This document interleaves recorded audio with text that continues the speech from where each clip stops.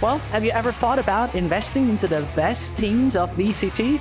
I got you covered. Let's take a look at things and find out at what you should have done, and let's look at our wonderful Valorant stock exchange. And this is, I think, so important, because one thing I've noticed with Zescht on a variety of maps, that he has a bit of a struggle from time to time to have the right timing on smokes and the right timing on flashes.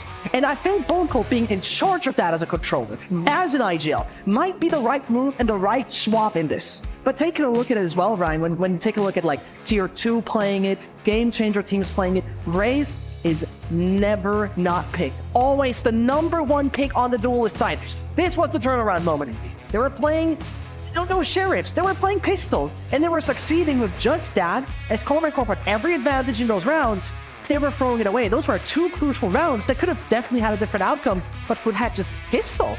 Seeing right here though, it is sad. It is heartbreaking kind of that Team Liquid actually got that one snatched out of their hands when they were playing so good, even without safe. I would even go that far and say Liquid would have taken this series if they would have played with their usual lineup. Look at the spacing, look at the placement, look at the movement. Like, this man should have been punished for what he has done. But what happens in the end, they succeed. And obviously they succeed because, you know, we've been talking about great Turkish performances on the tactical side of things. But if one thing they never stop doing well, it is aim. Let's take a look for your journey, right? I think not too many people had focus on the radar necessarily.